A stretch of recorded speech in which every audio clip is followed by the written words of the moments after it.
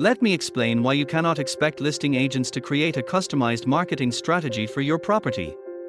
When they decide to sell their house, many of my customers say they will choose the most motivated agent, because they believe this motivation factor will help the agent secure the best price for them.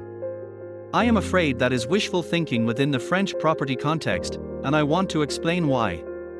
I want to show how the business model of estate agents in France makes customization unlikely. Here I'd like to explain why the law governing real estate in France is the cause of this situation. Hear me out. Here we go. To stay afloat, a typical property agent needs to maintain an inventory of at least 50 listing contracts.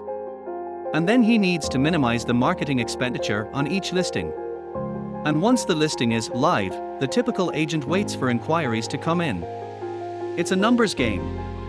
This is because the unique characteristics of each property are often overshadowed by the competitive landscape, because typically the same property is listed by 3 or 4 agents or more, as well as by broader market uncertainties, like fluctuations in interest rates or unexpected political disruptions that cause both foreign and domestic buyers to delay their plans. Since the actual profit margin per listing is relatively slim, there is limited opportunity for tailoring a sales strategy. Okay, a 5% commission on a €1 million property may yield €50,000. But for the agent, the amount per house is reduced when you spread it across all the other listings in the inventory that don't convert to sales. This model is shaped by the regulatory framework set by law.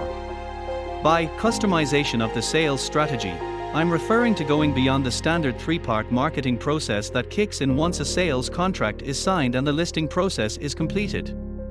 That initial listing process includes house visits, description of the property, taking pictures, and possibly making video. Then all of this information is uploaded onto the agency's real estate platform and becomes the listing itself. The next thing is the standard marketing process, which generally includes the following. First, automated uploading of listing information, translated if necessary, to all online distribution platforms the agency has subscribed to, such as Green Acres, Le Bon Coin, Belle de Meurs, or Lux Residence. Then, emailing listing details to prospects who have shown interest in similar properties. Mind you, that's a step not all agents take. Finally, using social media channels, like Facebook, to post the listing and engage with potential buyers in relevant groups. And that, please note, is a strategy deployed by only a few agents. All in all, analytically, I estimate that this whole listing and marketing process represents a time investment of about 10 to 12 hours per listing. I know that most property agents would love to dedicate more time to each property in their portfolio, especially those properties they believe have greater potential.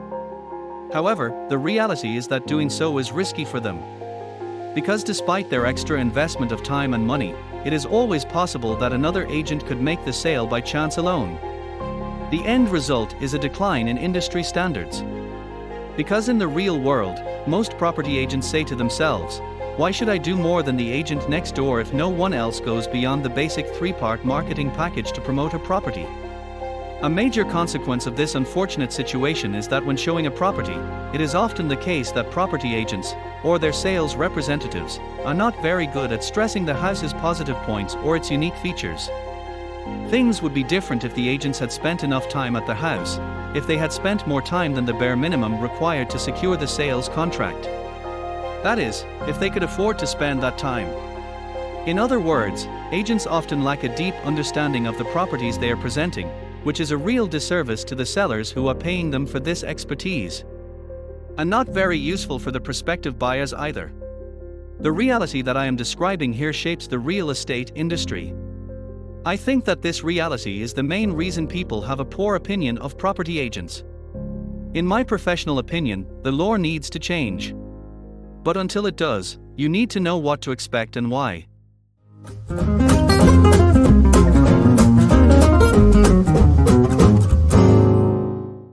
This video has been brought to you by the French Property Coach.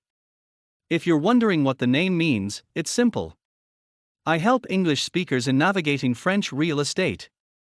Whether you're looking to buy or sell a house in France, I can help. If you have a difficulty with an estate agent or a notaire, get help. If you're looking to file for planning permission and are frightened about the paperwork in French, I can help. If you want to make absolutely sure that nothing gets lost in translation, well, I can absolutely help. If you're house hunting, read my free guide about the process of buying a house in France. It covers estate agents, valuation, organizing your search, dealing with lawyers, money issues, the psychology of sellers, running a JIT, and more. It's 100 pages of practical knowledge, gained from my 15 years as a property finder. And with lots of hands-on insight too. Get the link in the video's description below. If you're looking for customized assistance for your own French property project, whatever the project, don't hesitate to reach out. It is that simple. We can have a phone or Zoom conversation, you don't have to commit to anything, and the talk is free. So what do you think? Give it a try.